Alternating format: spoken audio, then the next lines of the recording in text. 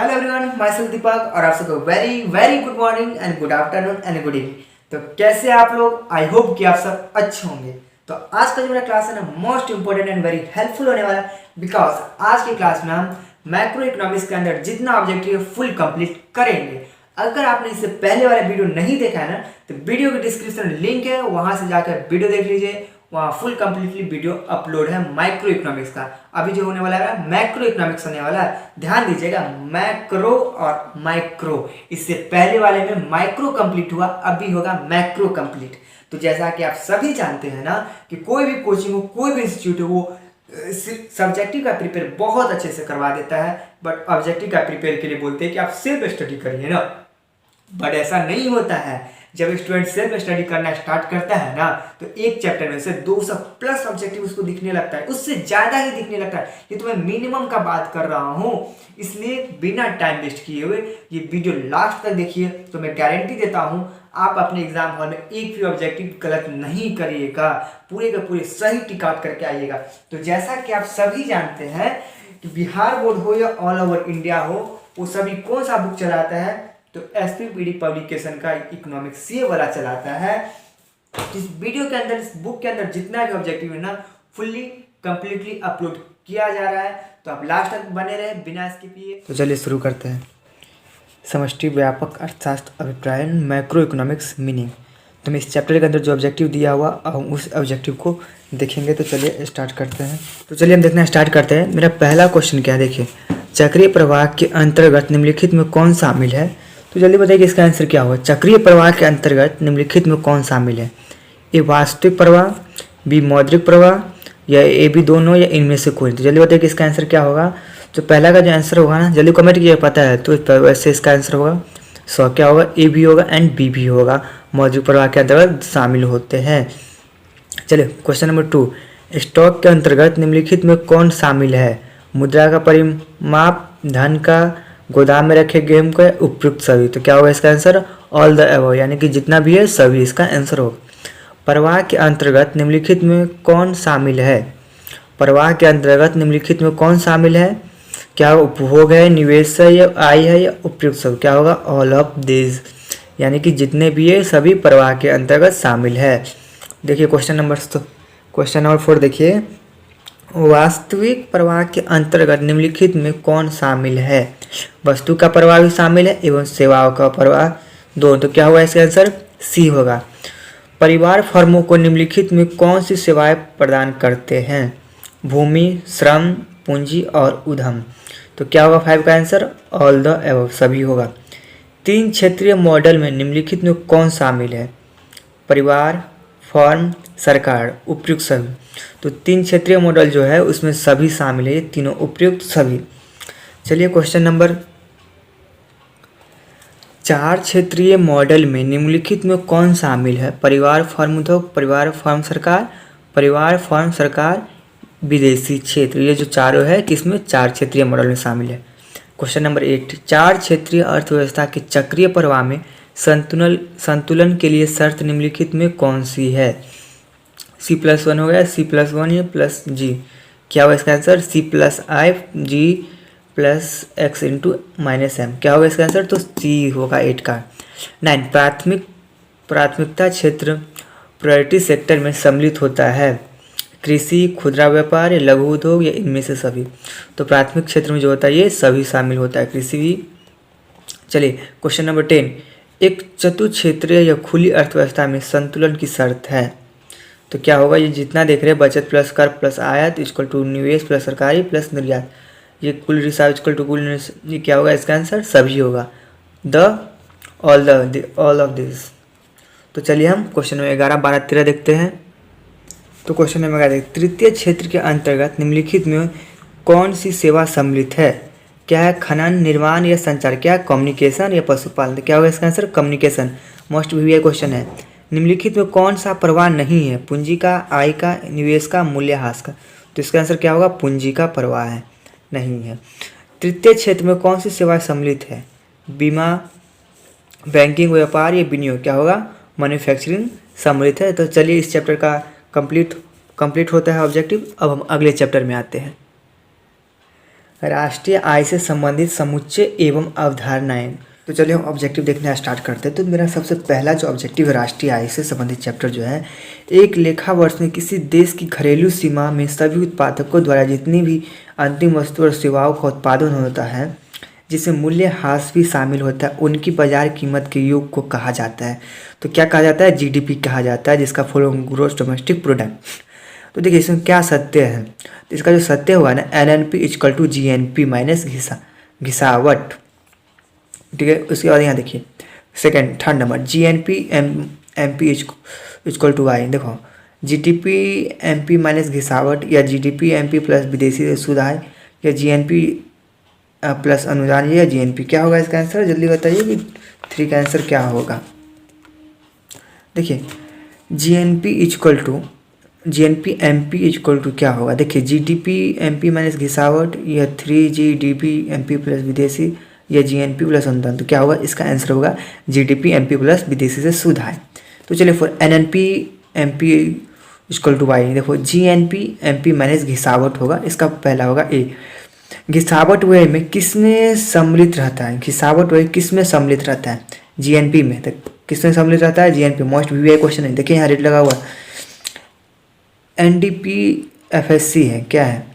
तो GNP minus अप्रत्यक्ष कर प्लस आर्थिक सहायता है। एनडीपी एफसी क्या है? देखिए एनडीपी एमपी माइनस प्रत्यक्ष कर, देखिए जीएनपी एमपी माइनस अप्रत्यक्ष कर प्लस आर्थिक सहायता। तो देखिए क्वेश्चन नंबर 7, साधन लागत पर शुद्ध राष्ट्रीय उत्पाद को कहा जाता है राष्ट्रीय आय। क्या कहा जाता है? तो राष्ट्रीय आय कहा जाता है। राष्ट्रीय आय में निम्नलिखित में किसे शामिल किया जाता है? किसको? लगान, मजदूरी, वेतन, ब्याज को शामिल किया जाता है। अस्थायी पूंजी को उपभोग को क्या कहते हैं? तो क्या कहते हैं? मूल्य में ह्रास कहते हैं, डिप्रिसिएशन कहते हैं। निम्नलिखित में कौन सही है? तो क्या होगा इसका? प्रयोज्य आय इक्वल टू व्यक्तिगत आय माइनस प्रत्यक्ष कर। तो चलिए हम सेकेंड पेज पर आते हैं। देखिए क्वेश्चन नंबर 11 में क्या था? क्या होगा इसका आंसर? बी होगा। क्वेश्चन नंबर देखिए, किसी अर्थव्यवस्था में एक वर्ष के अंतर्गत उत्पादित अंतिम वस्तु तथा सेवाओं के बाजार मूल्यों को कहते हैं। क्या कहते हैं? तो कुल घरेलू आय कहते हैं, जिसका हम पीछे देखे क्या बोलते हैं? जीडीपी। चलिए क्वेश्चन नंबर 13 इस चैप्टर का लास्ट है। निम्नलिखित उद्देश्य से खरीदी गई वस्तु अंतिम वस्तु कहलाती है। तो क्या आवश्यकता की संतुष्टि, फर्म निवेश हेतु, ये भी दोनों या उपयुक्त में से कोई नहीं। तो जो इसका होगा उपयुक्त में से कोई नहीं। तो चलिए अपने नेक्स्ट चैप्टर पर आते हैं, राष्ट्रीय आय का मापन, मेजरमेंट ऑफ नेशनल इनकम। अब हम इसका ऑब्जेक्टिव देखेंगे। चलिए इसमें ज़्यादा ऑब्जेक्टिव नहीं है, सिर्फ 10 ही ऑब्जेक्टिव है। टिक नहीं लगा हुआ, अगर आपको आंसर पता हुआ तो कमेंट कीजिएगा। चलिए राष्ट्रीय आय का मापन निम्नलिखित में किस विधि से किया जाता है? उत्पादन विधि, आय विधि, व्यय विधि या ये सभी। तो जल्दी बताइए कि पहला का जो आंसर होगा क्या होगा? तो पहला का जो आंसर होगा क्या होगा? ये सभी, ऑल द एबव। एक अर्थव्यवस्था में कौन सा क्षेत्र सम्मिलित रहता है? प्राथमिक, द्वितीयक, तृतीयक या ये सभी। तो जैसा कि आप सभी जानते होंगे, और कब पता है तो कमेंट कीजिए, नहीं तो जान लीजिए ये सभी। क्या हो गया? 2 का आंसर क्या होगा? All the above. तृतीय क्षेत्र के अंतर्गत निम्नलिखित में कौन सी सेवाएं सम्मिलित है? तो जल्दी बताइए, मोस्ट वीवीआई क्वेश्चन सब इस चैप्टर का। खनन, निर्माण, संचार या पशुपालन। जल्दी कमेंट कीजिए क्या होगा 3 का आंसर। जो 3 का जो आंसर होगा क्या होगा? कम्युनिकेशन जो है तृतीय क्षेत्र के अंतर्गत सम्मिलित। तृतीय क्षेत्र में निम्नलिखित में कौन सी सेवा सम्मिलित है? कौन सी? सेम क्वेश्चन है। तो चलिए क्या होगा इसका भी? क्या होगा? बीमा या मैन्युफैक्चरिंग या बैंकिंग या व्यापार। तो जल्दी बताइए 4 का जो आंसर होगा क्या होगा? तो 4 का जो आंसर होगा मैन्युफैक्चरिंग। चलिए क्वेश्चन नंबर 5 देखते हैं कि क्वेश्चन नंबर 5 में क्या है। प्राथमिक क्षेत्र में निम्नलिखित में कौन शामिल है? क्या होगा? भूमि, वन, खनन ये सभी। तो जल्दी बताइए 5 का आंसर क्या होगा? तो 5 का जो आंसर होगा ना, ऑल ऑफ दिस, यानी कि ये सभी होगा, भूमि भी है, वन भी। क्वेश्चन नंबर 6 देखिए, क्वेश्चन नंबर 6 में क्या है? राष्ट्रीय आय के आकलन में किसी वस्तु या सेवा का मूल्य एक से अधिक बार शामिल करना कहलाता है। एकल गणना, दोहरा गणना, बहुल गणना या इनमें से कोई नहीं। तो जल्दी बताइए 6 का जो आंसर होगा वो क्या होगा? तो 6 का आंसर जो होगा दोहरी गणना कहलाता है। क्वेश्चन नंबर 7 देखते हैं, लाभ के निम्नलिखित में कौन से घटक है? लाभांश, अवितरित लाभ, निगम लाभ या उपयुक्त सभी। तो जल्दी बताइए 7 का जो आंसर होगा क्या होगा? तो उपयुक्त सभी, ऑल ऑफ दिस। राष्ट्रीय आय में निम्नलिखित में किसे सम्मिलित किया जाता है? हस्तांतरण भुगतान को, शेयर एवं ब्रांड की बिक्री से प्राप्त राशि, काले धंधे से प्राप्त या इनमें से सभी। तो जल्दी बताइए कि इसका आंसर क्या होगा क्वेश्चन नंबर 8 का। अगर पता है तो कमेंट कीजिए, नहीं तो मैं बता ही रहा हूँ क्या होगा। जो 8 का जो आंसर होगा ना, इनमें से कोई नहीं। चलिए, राष्ट्रीय आय की गणना में निम्नलिखित में किसे सम्मिलित किया जाता है? नई अंतिम वस्तु एवं सेवा, भारतीय कंपनी द्वारा निवेश में अर्जित आय, विदेशी पर्यटकों द्वारा देश में किया गया व्यय, या उपयुक्त सभी। तो 9th का जो आंसर होगा क्या होगा? All the above. सकल राष्ट्रीय उत्पाद की गणना निम्नलिखित में किसे सम्मिलित नहीं किया जाता है? तो देखिए, पुरानी वस्तु के क्रय विक्रय, मध्यवर्ती वस्तुओं का, या ए बी दोनों, या इनमें से कोई नहीं। तो जल्दी बताइए 10th का जो आंसर होगा क्या होगा? ए बी दोनों को। तो चलिए हम अपने नेक्स्ट चैप्टर पर आते हैं। अब जो मेरा चैप्टर है मुद्रा, अभिप्राय, उद्भव एवं कार्य। अब हम इसका ऑब्जेक्टिव देखेंगे। तो वैसे इसमें ज़्यादा ऑब्जेक्टिव नहीं है, सिर्फ 13 है। तो चलिए मैं स्टार्ट करते हैं। वस्तु विनिमय प्रणाली की आवश्यकता शर्त कौन सी थी? देखिए, आवश्यकताओं की सीमित होना, सीमित विनिमय क्षेत्र, आर्थिक रूप से पिछड़ा समाज, उपयुक्त सभी। तो जल्दी बताइए पहला का जो आंसर होगा ऑल द एबव होगा। ये सभी समस्या थी। वस्तु विनिमय प्रणाली के निम्नलिखित में कौन से लाभ थे? सरल प्रणाली, आपसी सहयोग में वृद्धि, या आर्थिक असमानताएं नहीं, उपयुक्त सभी। तो जल्दी बताइए 2 का जो आंसर होगा ये होगा। आप खुद अंदाजा लगाइए, सोचिए क्या क्या था। तो ऑल द एबव होगा। वस्तु विनिमय प्रणाली की निम्नलिखित में कौन सी कठिनाइयां हैं? दोहरा संयोग का अभाव, सर्वमान्य मूलक मापक का अभाव, या उपयुक्त सभी, या वस्तु विभाजन में कठिनाई। तो क्या होगा 3 का आंसर? आप नॉर्मली कॉन्सेप्ट लगाइए तो ये होगा उपयुक्त सभी होगा। तो मुद्रा विकास क्रम का सही अनुक्रम कौन सा है? तो जल्दी बताइए, मोस्ट वीवीआई क्वेश्चन है। वस्तु मुद्रा, पत्र मुद्रा, धातु मुद्रा, वस्तु मुद्रा, धातु मुद्रा, पत्र मुद्रा, शाख मुद्रा, या सी शाख मुद्रा, धातु मुद्रा, पत्र मुद्रा, इनमें से कोई। सोचिए और इसका आंसर कमेंट कीजिए कि 4 का जो आंसर होगा वो क्या होगा। वैसे मैं बता देता हूँ 4 का जो आंसर होगा वो बी होगा। कौन सा होगा? वस्तु मुद्रा, फिर धातु मुद्रा, फिर पत्र मुद्रा, फिर शाख मुद्रा। चलिए, निम्नलिखित में किसके अनुसार मुद्रा हुआ है जो मुद्रा का कार्य करे? चलिए जल्दी बताइए, ये भी मोस्ट वीआई क्वेश्चन है। हॉटले विदर्स के अनुसार, हॉटे के अनुसार, प्रो थॉमस के अनुसार, किन्स के अनुसार। तो जल्दी बताइए 5 का जो आंसर होगा क्या होगा? 5 का जो आंसर होगा हॉटले विदर्स के अनुसार। चलिए क्वेश्चन नंबर 6। मुद्रा के प्राथमिक कार्य के अंतर्गत निम्नलिखित में किसे शामिल किया जाता है? विनिमय का माध्यम, मूल्य का मापक, ए बी दोनों, या मूल्य का संचय। तो जल्दी बताइए जो 6 का जो आंसर होगा वो क्या होगा? तो 6 का जो आंसर होगा ए बी दोनों होगा। चलिए क्वेश्चन नंबर 7। मुद्रा के गौण कार्य के अंतर्गत निम्नलिखित में किसे शामिल किया जाता है? स्थगित भुगतान की माप, मूल्य संचय, मूल्य हस्तांतरण, उपयुक्त सभी। तो जल्दी बताइए 7 का जो आंसर होगा क्या होगा? तो क्या होगा? उपयुक्त सभी। चलिए क्वेश्चन नंबर 8 देखते हैं कि निम्नलिखित में किसके अनुसार मुद्रा वह धुरी है जिसके चारों ओर समस्त अर्थविज्ञान चक्कर लगाता है? किन्स, रॉबर्टसन, या मार्शल, या हॉटे। तो जल्दी बताइए जो 8 का जो आंसर होगा वो क्या होगा? तो 8 का जो आंसर होगा मार्शल के अनुसार। मुद्रा का कार्य है विनिमय का माध्यम है, मूल्य का मापक है, मूल्य का संचय, इनमें से सभी। तो अब बहुत इजी क्वेश्चन है, अगर पता है तो कमेंट कीजिए। वैसे बता दे रहा हूँ कि इसका जो आंसर होगा क्या होगा? द, यानी कि इनमें से सभी। चलिए, मुद्रा के कार्यों को सम्मिलित किया जाता है। मुद्रा के कार्यों में सम्मिलित है मूल्य निर्धारण, मूल्य संचित करना, विनिमय का माध्यम प्रस्तुत करना, इनमें से सभी। तो ये भी बता सकते, बहुत इजी क्वेश्चन है। तो वैसे बता दूं क्या होगा इसका आंसर? इनमें से सभी होगा। तो चलिए रुकिए, क्वेश्चन नंबर 11। मुद्रा वह वस्तु है जो मूल्य का मापक हो, जो सामान्य विनिमय के लिए स्वीकार्य, जिसके रूप में धन स्वरूप किया जाए, या इनमें से सभी। तो जल्दी बताइए क्या होगा इसका आंसर? तो इसका आंसर होगा इनमें से सभी, ऑल द अबव। एकदम बेसिक कॉन्सेप्ट वाला क्वेश्चन सब है। मुद्रा की पूर्ति से हमारा आशय है बैंक में जमा राशि, जनता के पास उपलब्ध रुपये, डाकघर में बचत खाते की राशि है, इनमें से सभी। तो जल्दी बताइए जो 12 का आंसर क्या होगा? द होगा, ऑल ऑफ दिस। चलिए क्वेश्चन नंबर 13 देखते हैं, लास्ट है इस चैप्टर का। निम्नलिखित में कौन सा मुद्रा का कार्य नहीं है? विनिमय का माध्यम, कीमत स्थिरता, मूल्य संचय, या लेखा की इकाई। तो जल्दी देखिए 13 का जो आंसर होगा क्या होगा? तो कीमत की स्थिरता। तो चलिए अब हम अपने नेक्स्ट चैप्टर पर आते हैं, व्यापारिक बैंक एवं शाख सृजन। तो चलिए अब हम इसका ऑब्जेक्टिव देखते हैं। देखो, जनता का बैंक कौन सा है? व्यापारिक बैंक है, केंद्रीय बैंक है, या ए बी दोनों, इनमें से कोई। मोस्ट वीवीआई क्वेश्चन है और नॉर्मल क्वेश्चन है। तो जो इसका आंसर होगा क्या होगा? पहला का आंसर व्यापारिक बैंक। क्या है? जनता का बैंक कौन सा है? तो व्यापारिक बैंक है। क्वेश्चन नंबर 2, व्यापारिक बैंक के प्राथमिक कार्य निम्नलिखित में कौन से हैं? जमाएं स्वीकार करना, ऋण देना, साख निर्माण करना या उपयुक्त सभी। 2 का जो आंसर होगा उपयुक्त सभी। व्यापारिक बैंक द्वारा स्वीकार की जाने वाली प्रमुख जमाएं कौन सी है? चालू जमा, बचत जमा, सर्वाधिक जमा या इनमें से सभी। तो जल्दी बताइए 3 का जो आंसर होगा क्या होगा? उपयुक्त सभी होगा। तो चलिए क्वेश्चन नंबर अपने 4 पर आते हैं। क्वेश्चन नंबर 4 है मेरा, व्यापारिक बैंक निम्नलिखित में किस प्रकार के ऋण देते हैं? नकद, साख, अधिविकर्ष, ऋण एवं अग्रिम या उपयुक्त सभी। तो जल्दी बताइए कि 4 का जो आंसर होगा वो क्या होगा? तो 4 का आंसर क्या होगा? उपयुक्त सभी। तो चलिए क्वेश्चन नंबर 5 देखते हैं। व्यापारिक बैंकों के गौण कार्य के अंतर्गत निम्नलिखित में किसे शामिल किया जाता है? एजेंट के रूप में कार्य, सामान्य उपयोक्ता के रूप में, सामाजिक कार्य या उपयुक्त सभी। तो जल्दी बताइए 5 का जो आंसर होगा क्या होगा? उपयुक्त सभी। बैंक का एजेंसी कार्य ऋण देना, जमा स्वीकार करना, ट्रस्टी का कार्य करना या लॉकर सुविधा देना। तो जल्दी बताइए इसका आंसर क्या होगा? तो ट्रस्टी का कार्य करना। 7 गुणांक होता है, साख गुणांक होता है। तो क्या होगा साख गुणांक का आंसर? ए होगा 1/CRR। क्वेश्चन नंबर 8 देखते हैं। साख मुद्रा का विस्तार होता है, साख मुद्रा का विस्तार होता है जब घटता है, बढ़ता है, ए बी दोनों या इनमें से कोई नहीं। तो जल्दी बताइए इसका क्या होगा? बढ़ता है, घटता है, फॉल्स।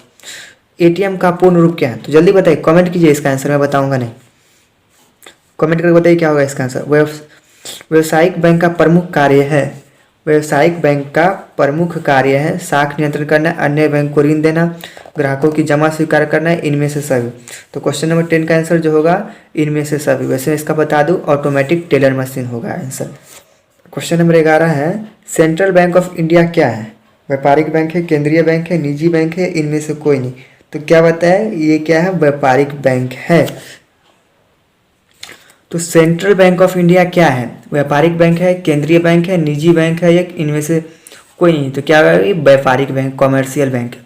व्यावसायिक बैंक है, नोट निर्गमन करते हैं, ग्राहकों से जमा स्वीकार करते हैं, ग्राहकों को ऋण देते हैं, ये केवल बी एंड सी। तो बताइए कि 12 नंबर जो है उसका आंसर क्या होगा? तो B and C, only B and C. किस विधि से हम बैंक से मुद्रा निकाल सकते हैं? आहरण पत्र, चेक, एटीएम या इनमें से सभी। तो जल्दी बताइए 13 का आंसर जो होगा इनमें से सभी। व्यावसायिक बैंक है, जमा स्वीकार करते हैं, ऋण प्रदान करते हैं, लॉकर की सुविधा देते हैं, इनमें से सभी।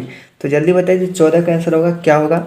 आप खुद कमेंट करके बताइए कि क्या होगा। वैसे मैं बता दूं 14 का आंसर डी होगा, इनमें से सभी। तो चलिए हम अपने नेक्स्ट चैप्टर पर आते हैं।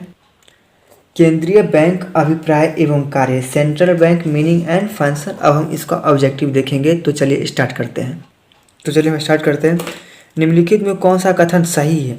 केंद्रीय बैंक देश का सर्वोच्च बैंक है, केंद्रीय बैंक पर सरकार का स्वामित्व होता है, केंद्रीय बैंक देश में प्रणाली का संचालन करता है। तो क्या होगा? पहला का आंसर उपयुक्त सभी, ऑल द वे, ये सभी सही है। भारत का केंद्रीय बैंक निम्नलिखित में से कौन सा है? तो कौन सा है? आरबीआई है, जैसा कि आप सभी जानते हैं, रिजर्व बैंक ऑफ इंडिया है भारत का केंद्रीय बैंक। केंद्रीय बैंक के निम्नलिखित में कौन से कार्य है? नोट निर्माण करने का अधिकार, सरकार का बैंक कर है, विदेशी विनिमय कोषों का संरक्षण, जो ऑल द एबव। तो क्या होगा इसका answer? All the above. Question number 4 देखिए, केंद्रीय बैंक द्वारा कौन सी मुद्रा जारी करता है? तो कौन सी मुद्रा होगा? चलन मुद्रा, करेंसी। क्वेश्चन नंबर 5, साख नियंत्रण के प्रमुख उद्देश्य निम्नलिखित में कौन से हैं? कीमत स्थिरता स्थापित, विदेशी विनिमय दर में स्थिरता लाना या उपयुक्त सभी। तो क्या होगा इसका आंसर? उपयुक्त सभी। निम्नलिखित में कौन सा कथन सही है? बैंक दर हुआ है, तो क्या होगा? आप देख लीजिए, जितने तीनों का तीनों सही है, तो उपयुक्त में से। और चलिए हम नेक्स्ट पेज देखते हैं। तो निम्नलिखित में कौन सा साख नियंत्रण का परिमाणात्मक उपाय नहीं है?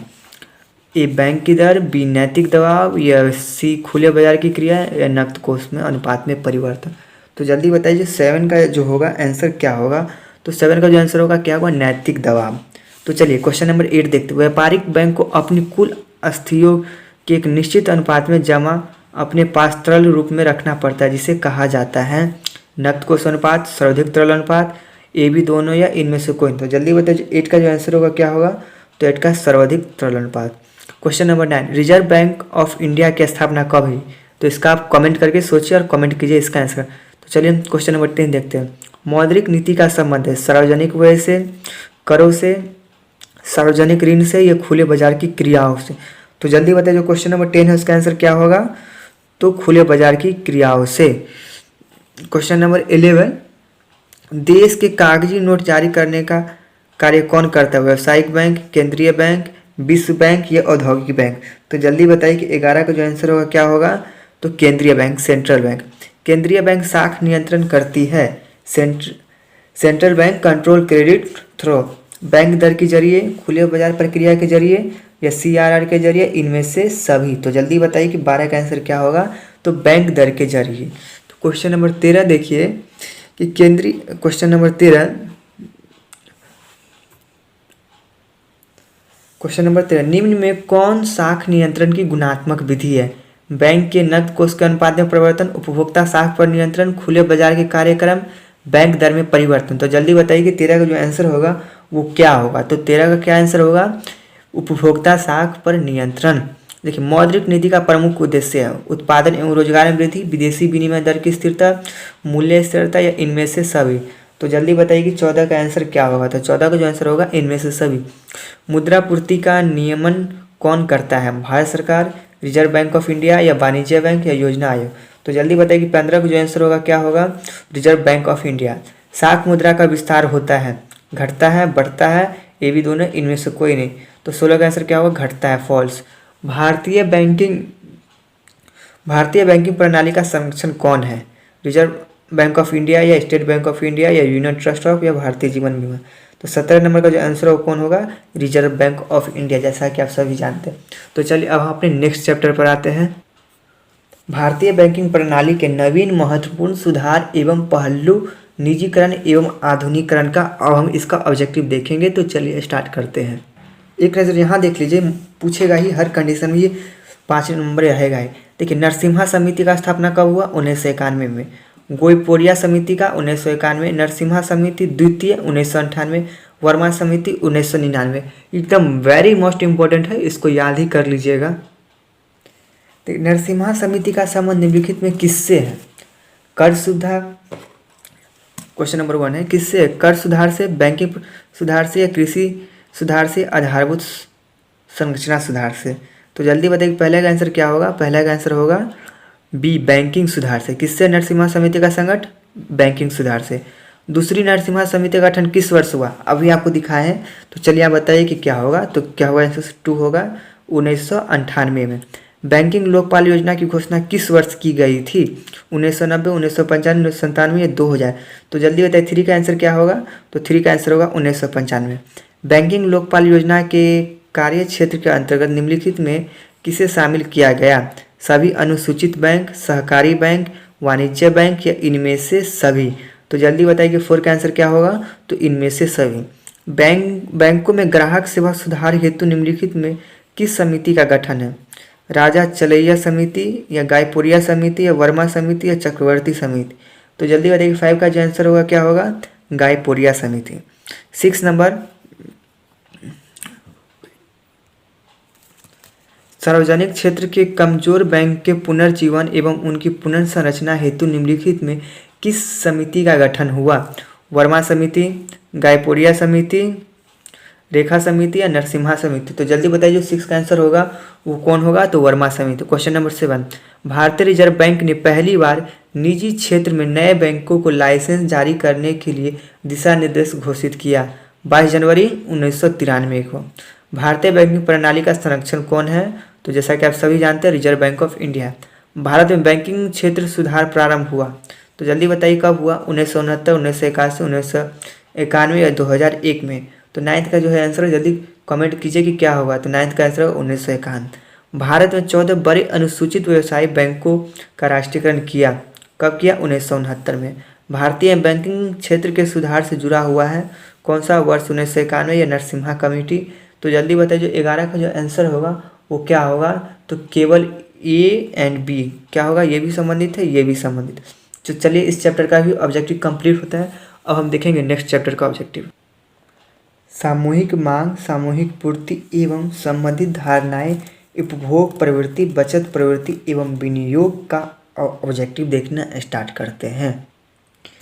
पूर्ति स्वयं मांग का सृजन करती है। पूर्ति स्वयं मांग का सृजन करते हैं।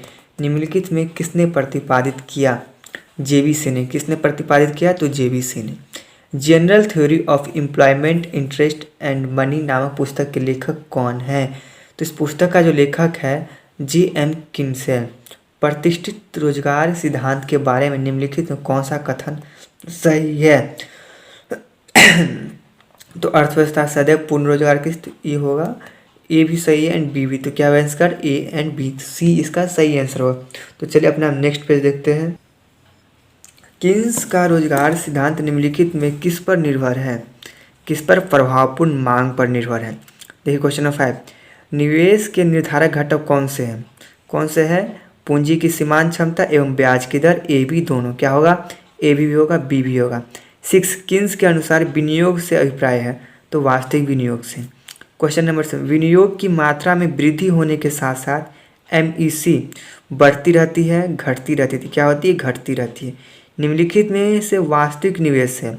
कौन सा वास्तविक निवेश है? तो भवनों का निर्माण। EPC plus APS equal to क्या है? तो 1। MPC प्लस MPS क्या होगा? तो 1। कौन सा कथन सत्य है?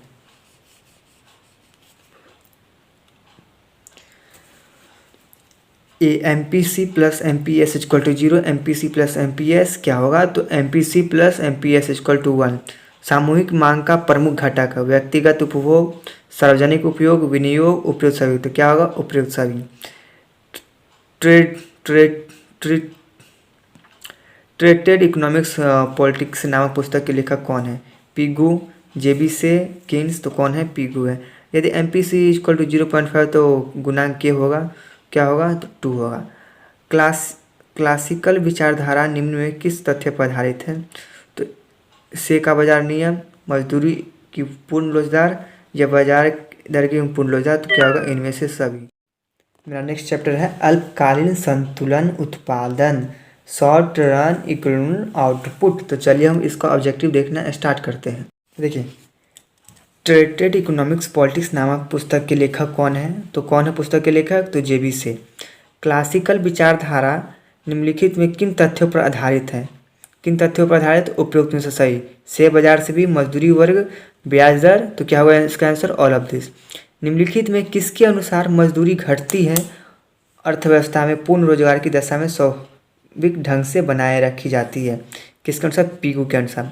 देखिए किन्सियन विचारधारा के अंतर्गत आय के संतुलन का निर्धारक निम्नलिखित में कौन है? कौन है? सामूहिक मांग है, सामूहिक पूर्ति है, या ए बी दोनों, या इनमें से कोई? तो जल्दी बताइए जो 4 का जो आंसर होगा क्या होगा? तो क्या होगा 4 का आंसर? सी होगा, ए बी दोनों। किन्स के अनुसार अर्थव्यवस्था में आय एवं रोजगार का संतुलन स्तर निम्नलिखित में कहाँ स्थापित होगा? एडी ग्रेटर देन एडी बताइए। तो जैसा कि आप देख रहे हो 5 का, तो 5 का जो आंसर होगा कौन सा आंसर होगा? तो ED इक्वल टू AS। देखिए किन्सियन बचत निवेश दृष्टिकोण के अनुसार आय रोजगार संतुलन निर्धारण निम्नलिखित में किस बिंदु पर होगा? SA तो क्या होगा? तो जल्दी बताइए कि 6 का जो आंसर होगा वो क्या होगा? तो C 1 equal to I equal to S। किस पे होगा? I equal to S। Question number 7, आय एवं उत्पादन के संतुलन स्तर पर सामूहिक मांग में वृद्धि होने पर निम्नलिखित में किस में वृद्धि होती है? रोजगार में, उत्पादन में, आय में, उपयुक्त में से सभी। तो जो 7 का जो आंसर होगा उपयुक्त में से सभी। निम्नलिखित में कौन सा कथन सही है? Y equal to C plus 1 8 में कौन सा कथन? अर्थव्यवस्था आय का संतुलन, Y उत्पादन और रोजगार, ये या CS प्लस C प्लस 1 या D उपयुक्त सभी। तो जल्दी बताइए कि 8 का जो आंसर होगा क्या होगा? D उपयुक्त सभी। 9, किन्स का रोजगार सिद्धांत निम्नलिखित में से किस पर निर्भर करता है? प्रभावपूर्ण मांग। किस पर? तो प्रभावपूर्ण मांग पे। किन्स के सिद्धांत का संबंध है प्रभावपूर्ण मांग प्रवृत्ति से, उपभोग प्रवृत्ति से, बचत प्रवृत्ति से, इनमें से सभी। तो 10th का जो लास्ट ऑब्जेक्टिव है तो इनमें से सभी, ऑल ऑफ दिस। तो चलिए इस चैप्टर का ऑब्जेक्टिव कंप्लीट होता है। अब हम देखेंगे नेक्स्ट चैप्टर निवेश गुणक एवं उसकी यंत्र कला का। अब हम ऑब्जेक्टिव देखेंगे। तो चलिए स्टार्ट करते हैं। तो ज़्यादा ऑब्जेक्टिव नहीं है। किन्स का गुणक सिद्धांत निम्नलिखित में किसके बीच संबंध स्थापित करता है? तो किसके बीच? निवेश तथा आय के बीच। देखिए कौन सा कथन सत्य है? तो कौन सा कथन सत्य है? के 1/MPS। गुणक को निम्नलिखित में किस सूत्र द्वारा व्यक्त किया जाता है? मस्ट भी वह क्वेश्चन है। तो किस द्वारा है? K इक्वल टू त्रिभुज Y1। ठीक। B क्या होगा इसका आंसर? B। किन्स ने विनियोग गुणक का विचार निम्नलिखित में किससे प्राप्त किया है? कहान के आय गुणक से, कहान के उपभोग गुणक से, कहान के रोजगार गुणक से, इनमें से कोई नहीं। तो इसका जो आंसर होगा कहान के रोजगार गुणक से। चलिए क्वेश्चन नंबर 5 देखते हैं। किन्स के विनियोग गुणक का मूल्य निम्नलिखित पर निर्भर करता है। तो किस पर? सीमांत उपभोग प्रवृत्ति पर। देखिए किन्स गुणक को निम्नलिखित में कौन से तत्व प्रभावित करते हैं। क्वेश्चन नंबर 6 देखिए। सीमांत बचत प्रवृत्ति से या सीमांत उपभोग प्रवृत्ति से या दोनों से। तो जल्दी बताइए कि 6 का आंसर होगा। 6 का आंसर क्या होगा? तो ये दोनों से प्रभाव पड़ते। ठीक। 7 निम्नलिखित में कौन सा कथन सही है? तो ये भी सही है। सीमांत उपभोग प्रवृत्ति तथा गुणांक की मात्रा में सीधा प्रत्यक्ष संबंध होता है। सीमांत बचत प्रवृत्ति तथा गुणांक में उल्टा संबंध होता है। क्या होगा? ये भी दोनों होगा। MPC का मान होता है, क्या होता है? 0 से अधिक किंतु 1 से कम। MPC = 0.5 है तो K गुणांक होगा 2। यदि MPC 0.5 तो प्रारंभिक विनियोग 100 करोड़ है तो अर्थव्यवस्था में कुल आय में वृद्धि होगी कितना? 200 करोड़ की। तो चलिए अब इस चैप्टर का ऑब्जेक्टिव खत्म फिनिश होता है। तो चलिए अपने नेक्स्ट चैप्टर पर आते हैं। न्यून एवं अतिरिक्त मांग की समस्या। तो चलिए स्टार्ट करते हैं। यदि अर्थव्यवस्था में आय का संतुलन स्तर पूर्ण रोजगार के स्तर से पहले निर्धारित हो जाता है तब इसे कहा जाता है न्यून मांग की दशा। किन्स ने अर्थव्यवस्था न्यून मांग की दशा को किस नाम से पुकारा है? तो अपूर्ण रोजगार संतुलन से। तो चलिए अपने नेक्स्ट पेज पर आते हैं। न्यून मांग की निम्नलिखित में कौन सी विशेषता है? तो सामूहिक मांग पूर्ण रोजगार स्तर के लिए आवश्यक सामूहिक, या बी सामूहिक मांग रोजगार के लिए आवश्यक, या ए बी दोनों, या इनमें से कोई नहीं। तो जल्दी बताइए जो 3 का जो आंसर होगा तो क्या होगा? 3 का आंसर सी होगा। ए बी दोनों है। अस्फीति अंतराल किसकी माप बताता है? न्यून मांग की। किसकी बताता है? तो न्यून मांग की बताता है। चलिए क्वेश्चन नंबर 5। न्यून मांग उत्पन्न होने के निम्नलिखित में कौन से कारण हैं? तो उपयुक्त सभी। देश में कुल मुद्रा आपूर्ति में कमी, बैंक दर में वृद्धि से निवेश से, करों में वृद्धि का परिणाम स्वरूप, या उपयुक्त सभी। तो क्या होगा? उपयुक्त सभी। निम्नलिखित में कौन सा कथन सही है? तो जितने भी कथन ये तीनों कथन सही है। 8 अतिरिक्त मांग उत्पन्न होने के निम्नलिखित में कौन से कारण है? सार्वजनिक व्यय, मुद्रा आपूर्ति, करों में कमी, तो उपयुक्त सभी। अस्फीतिक अंतराल की दशाएं में मांग में तेजी वृद्धि या पूर्ति में तेजी वृद्धि होती है, पूर्ति मांग दोनों बराबर होते हैं, इनमें से कोई नहीं। तो क्या होगा इसका आंसर? इनमें से कोई नहीं। तो चलिए इस चैप्टर का ऑब्जेक्टिव कंप्लीट होता है। अब अपने नेक्स्ट चैप्टर पर आते हैं। न्यून मांग एवं अतिरिक्त मांग को ठीक करने के उपाय। तो चलिए स्टार्ट करते हैं। तो क्वेश्चन नंबर 1 है, व्यापार चक्र के उत्पन्न होने के निम्नलिखित में कौन से कारण हैं? तो कौन सा कारण है? अस्फीतिक दशाएं। तो कौन सी कारण है? ये भी दोनों कारण। न्यून मांग को ठीक करने के निम्नलिखित में कौन से उपाय है? तो राजकोषीय उपाय, मौद्रिक उपाय, ये दोनों होगा। ये भी दोनों है। राजकोषीय नीति के अंतर्गत निम्नलिखित में किसे शामिल किया जाता है? तो ये तीनों को शामिल किया। सार्वजनिक वैभव, करारोपण को, सार्वजनिक ऋण को, उपयुक्त सभी। तो क्या होगा? All the above. Question number 4 न्यून मांग को ठीक करने में निम्नलिखित में कौन से राजकोषीय उपाय किए जाने चाहिए? सार्वजनिक कार्यों में सरकार को अधिक व्यय करना चाहिए, करों में कमी की जानी चाहिए, सार्वजनिक ऋण में कमी की जानी चाहिए, उपयुक्त सभी। तो क्या होगा इसका? उपयुक्त सभी। क्वेश्चन 5 केंद्रीय बैंक अर्थव्यवस्था में आर्थिक स्थिरता प्राप्त करने के लिए मौद्रिक नीति द्वारा निम्नलिखित में किससे नियंत्रित किया जाता है? मुद्रा की पूर्ति, बाजार दर, मुद्रा की उपलब्धता, या उपयुक्त सभी। तो क्या होगा इसका आंसर? 5 का उपयुक्त सभी। क्वेश्चन नंबर 6 केंद्रीय बैंक निम्नलिखित में किसके द्वारा मात्रात्मक साख पर नियंत्रण रखता है? बैंक दर, खुले बाजार की, नकद कोष, या उपयुक्त सभी। क्या होगा इसका आंसर? उपयुक्त सभी। गुणात्मक साख नियंत्रण के अंतर्गत निम्नलिखित में किसे शामिल किया जाता है? किसको शामिल? ऋण पत्रों को, साख, प्रत्यक्ष क्रय, इनमें से सभी, उपयुक्त सभी को शामिल किया जाता है। न्यून मांग को ठीक करने के लिए निम्नलिखित में कौन सा मौद्रिक उपाय किया जा सकता है? बैंक दर में कमी, खुले बाजार की प्रतिभूति खरीदना, नकद कोष अनुपात में कम करना, उपयुक्त सभी। क्या? All the above. स्फीतिक अंतराल को ठीक करने के लिए प्रमुख राजकोषीय उपाय कौन से हैं? कौन से हैं? ये तीनों हैं। सार्वजनिक व्यय में कटौती, करों में वृद्धि, सार्वजनिक ऋण में वृद्धि, उपयुक्त सभी। क्या होगा? All of this. Question number 10 देखते हैं, लास्ट है। स्फीतिक अंतराल को ठीक करने के लिए प्रमुख मौद्रिक उपाय कौन से हैं? बैंक दर में वृद्धि, खुले बाजार में प्रतिभूति, नकद कोष के अनुपात में वृद्धि, उपयुक्त सभी। तो क्या होगा इसका आंसर? उपयुक्त सभी। तो इस चैप्टर का भी ऑब्जेक्टिव कंप्लीट होता है। अब हम देखेंगे नेक्स्ट चैप्टर, सरकारी बजट एवं अर्थव्यवस्था। तो चलिए हम इसका ऑब्जेक्टिव देखना स्टार्ट करते हैं। इस चैप्टर का पहला क्वेश्चन था कि भारत का वित्तीय वर्ष होता है, जैसा कि आप सभी जानते हो 1 अप्रैल से लेकर 31 मार्च तक भारत का क्या होता है, वित्तीय वर्ष होता है। तो चलिए सेकेंड क्वेश्चन देखते हैं। सरकार बजट के माध्यम से निम्नलिखित में किन उद्देश्यों को पूरा करने का प्रयास करती है? तो जितना आप देख रहे हैं सभी उद्देश्यों को पूरा करने का प्रयास करती है। आर्थिक विकास, संतुलन क्षेत्रीय विकास, आय समिति विकास। बजट के संगठक निम्नलिखित में कौन है? कौन है? बजट प्राप्ति या बजट व्यय? क्या होगा? सी दोनों। बजट प्राप्तियों के संगठक निम्नलिखित में कौन से हैं? तो क्या राजस्व प्राप्ति, पूंजीगत प्राप्ति? क्या होगा? सी दोनों। सरकार के कर राजस्व अंतर्गत निम्नलिखित तो कौन शामिल है? आयकर, निगम कर, सीमा शुल्क, उपयुक्त सभी। क्या होगा? उपयुक्त सभी। क्वेश्चन नंबर 6 देखते हैं। प्रत्यक्ष कर के अंतर्गत निम्नलिखित में किसे शामिल किया जाता है? आयकर को, उपहार कर को या ए बी दोनों? तो किसको? ए बी दोनों को शामिल किया जाता है। Question number 7। अप्रत्यक्ष कर के अंतर्गत निम्नलिखित किसे शामिल किया जाता है? उत्पादन शुल्क, बिक्री कर या ए बी दोनों? तो क्या होगा? ए बी दोनों। तो चलिए ऐसे हुए जो सरकार के लिए किसी परिसंपत्तियों का सृजन नहीं करते हैं कहलाते हैं। क्या कहलाते हैं? राजस्व व्यय, पूंजीगत व्यय या ए बी दोनों? क्या कहलाते हैं? जल्दी बताइए। तो इसका होगा पूंजीगत व्यय। प्रत्यक्ष कर है आयकर। क्या है? प्रत्यक्ष कर क्या है? आयकर है। भारत में 1 रुपये का नोट कौन जारी करता है?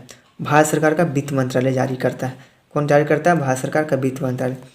पूंजी बजट शामिल करता है पूंजीगत प्राप्ति तथा पूंजीगत व्यय का।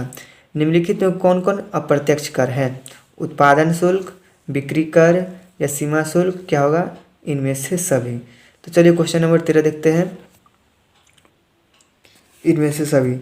निम्नलिखित में कौन सा व्यय एक पुल निर्माण में होता है? पूंजीगत व्यय। कौन सा? तो पूंजीगत व्यय। विकासशील राष्ट्रों के लिए कौन सा बजट सबसे उपयुक्त है? घाटे का बजट, बचत का बजट या संतुलन का बजट या इनमें से सभी? तो जल्दी बताइए कि इसका आंसर क्या? घाटे का बजट इसका आंसर होगा। Question number 15। बजट की अवधि क्या क्या होती है? बजट की अवधि क्या क्या होती है? वार्षिक, 2 वर्ष, 5 वर्ष या 10 वर्ष? क्या होती है? वार्षिक होती है बजट की अवधि। राजकोषीय नीति के अंतर्गत किसे शामिल किया जाता है? तो किसको शामिल किया जाता है? तो कर को शामिल किया जाता है। राजस्व से सार्वजनिक या पब्लिक कर। क्या होगा? 16 का जो आंसर होगा, तो आप लोग को पता है तो कमेंट कीजिए। वैसे 16 का आंसर इनमें से सभी होगा। निम्नलिखित में कौन सा सरकार पूंजीगत व्यय है? निम्नलिखित में कौन सा सरकार का पूंजीगत व्यय? ब्याज का भुगतान, मकान का क्रय या मशीनरी का क्रय या इनमें से सभी? तो जल्दी बताइए कि 17 का आंसर क्या होगा? तो क्या होगा? ब्याज का भुगतान। बजट में हो सकता है आगम घाटा, वित्तीय घाटा, प्रारंभिक घाटा या इनमें से सभी? बजट में क्या क्या हो सकता है? इनमें से सब। 19। निम्नलिखित कथनों में से कौन सा सही है? कौन सा राजकोष से घाटा, प्राथमिक घाटा, ब्याज भुगतान का योग होता है? क्या होगा? 19 का जो आंसर होगा, क्या होगा? 19 का आंसर 100 होगा। चलिए 20 देखते हैं। बजट है। बजट क्या है? इनमें से सभी है। सरकार के आय, ये जितना देख रहे हैं तीनों वीडियो को पॉज करके आप देख लीजिए अच्छे से। असंतुलित बजट है। असंतुलित बजट में है केवल बी एवं सी। क्या होगा? B and C. वीडियो को पॉज कीजिए और देखिए क्योंकि बहुत लंबा वीडियो बन जाएगा। निम्न में कौन अप्रत्यक्ष कर है?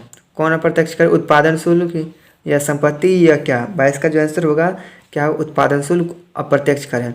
निम्नलिखित में कौन सा प्रत्यक्ष करों का जोड़ा है? कौन सा? संपत्ति कर और आयकर क्या है? प्रत्यक्ष का जोड़ा है। निम्नलिखित में कौन सी राजस्व प्राप्ति नहीं है? ऋणों की वसूली। 24 का जो आंसर होगा, क्या होगा? और ऋणों की वसूली। निम्नलिखित में कौन सी राजस्व प्राप्ति नहीं है? तो क्या होगा? ऋणों की वसूली। 25। निम्नलिखित में कौन सा प्राथमिक घाटे का सही माप है? राजकोषीय घाटे। क्या होगा? राजकोषीय घाटे और ब्याज का अंतर। राजकोषीय घाटा इसके समान है। प्राथमिक घाटा माइनस ब्याज भुगतान। भारत संसद बजट को सामान्यतः स्वीकृति दे देती है 15 मार्च को। तो चलिए इस चैप्टर का भी ऑब्जेक्टिव कंप्लीट होता है। अब हम नेक्स्ट चैप्टर पर आते हैं। विदेशी विनिमय दर, फॉरेन एक्सचेंज रेट। देखिए विनिमय दर के निम्नलिखित में कौन से रूप है? तो कौन सा रूप है? स्थिर विनिमय दर, लोच विनिमय दर। क्या होगा इसका आंसर? सी। निम्नलिखित में कौन सा कथन सही है? तो कौन सा कथन है? ए और बी दोनों सही है। दोनों सही आंसर है। देख लीजिए वीडियो पॉज करके। स्थिर विनिमय दर के निम्नलिखित में कौन से रूप है? विनिमय दर के सर्वमान्य क्या होगा? बी। ए एंड बी दोनों होगा। ए भी होगा, बी भी होगा। स्थिर विनिमय दर निम्नलिखित में कौन से गुण है? कौन से गुण है? तो उपरोक्त सभी गुण है। ये जितना देख रहे हैं तीनों गुण है। स्थिर विनिमय दर के निम्नलिखित में कौन से दोष है? तो कौन कौन दोष है, ये जितना देख रहे हैं ये तीनों दोष हैं। लोचपूर्ण विनिमय दर निम्नलिखित में कौन से गुण है? क्या होगा? सरल प्रणाली है, सतत संयोजना है या उपयुक्त सभी? तो जो इसका होगा उपयुक्त सभी है, ऑल द एवं। क्वेश्चन नंबर 7, लोचपूर्ण विनिमय दर प्रणाली निम्नलिखित में कौन से दोष है? तो कौन कौन से दोष है? ये तीनों देख रहे हैं, तीनों दोष है। क्वेश्चन नंबर 8, विदेशी विनिमय की मांग प्रमुख स्रोत कौन से हैं? तो इनमें से सभी है विदेशी उपयुक्त स्रोत है। तो चलिए हम नेक्स्ट पेज पर आते हैं। विदेशी विनिमय दर निर्धारण होता है विदेशी विनिमय बाजार एवं पूर्ति द्वारा। ठीक, क्वेश्चन नंबर 10, विदेशी विनिमय बाजार के रूप में हाजिर या चालू बाजार, वायदा बाजार। क्या होगा? C, B and A and B. विदेशी विनिमय दर निर्धारण होता है किसके द्वारा? मांग एवं पूर्ति शक्तियों द्वारा। विनिमय दर का अर्थ है क्या क्या? इनमें से सभी, हम जितना देख रहे हैं सभी अर्थ है। विदेशी विनिमय की प्रक्रिया होती है देश के मध्य। तो चलिए इस चैप्टर का ऑब्जेक्टिव कंप्लीट होता है। अब नेक्स्ट चैप्टर पर आते हैं, भुगतान शेष खाते, अर्थ एवं घटक। तो चलिए हम इसका ऑब्जेक्टिव देखना स्टार्ट करते हैं। क्वेश्चन नंबर 1 है, व्यापार शेष क्या है? क्या अदृश्य मदों का निर्यात माइनस दृश्य मदों का आयात। तो चलिए नेक्स्ट पेज पर आते हैं। भुगतान शेष के अंतर्गत निम्नलिखित में कौन सी मदें सम्मिलित होती है? दृश्य मदें, अदृश्य मदें, पूंजी अंतरण, इनमें से सभी। क्या होता है? इनमें से सभी। दृश्य मदों के अंतर्गत निम्नलिखित में किसे सम्मिलित किया जाता है? मशीन को, कपड़ा को, तो उपयुक्त सभी। अदृश्य मध्य के अंतर्गत निम्नलिखित में किसे सम्मिलित किया जाता है? बैंकिंग, जहाज रानी, उपयुक्त में से सभी। भुगतान संतुलन के निम्नलिखित में कौन सी विशेषता है? तो क्या होगा? क्रमबद्ध लेखा रिकॉर्ड, निश्चित समयावधि, व्यापकता, तो उपयुक्त सभी। अगर आपको डिटेल में देखना है तो वीडियो पॉज करके देखते रहिए। भुगतान शेष की संरचना में निम्नलिखित में कौन से खाते सम्मिलित होते हैं? कौन से? चालू खाता, पूंजी खाता। क्वेश्चन नंबर 7, चालू खाते की निम्नलिखित में कौन सी मदें हैं? दृश्य मदें, पर्यटकों के खर्च, दृश्य मदों की निर्यात, क्या उपयुक्त सभी। तो चलिए क्वेश्चन नंबर 8 देखते हैं। पूंजी खाते के अंतर्गत निम्नलिखित में किसे शामिल किया जाता है? सरकारी सौदे, निजी सौदे, विदेशी, तो क्या होगा? उपयुक्त सभी। भुगतान शेष का घटक है चालू खाता, पूंजी खाता, ए बी दोनों। क्या होगा? ए बी दोनों। व्यापार क्षेत्र में कौन सी मदें सम्मिलित होती है? दृश्य मदें। कौन सी मदें? दृश्य मदें। व्यापार संतुलन का अर्थ होता है वस्तुओं के आयात एवं निर्यात से। भुगतान संतुलन में असमानता का कारण है, क्या होगा? प्राकृतिक कारण, आर्थिक कारण, राजनीतिक कारण, इनमें से सभी। तो चलिए इस चैप्टर का ऑब्जेक्टिव कंप्लीट होता है। अगर आपको अच्छा लगा तो चैनल को लाइक कीजिए, सब्सक्राइब कीजिए और अपने दोस्तों के बीच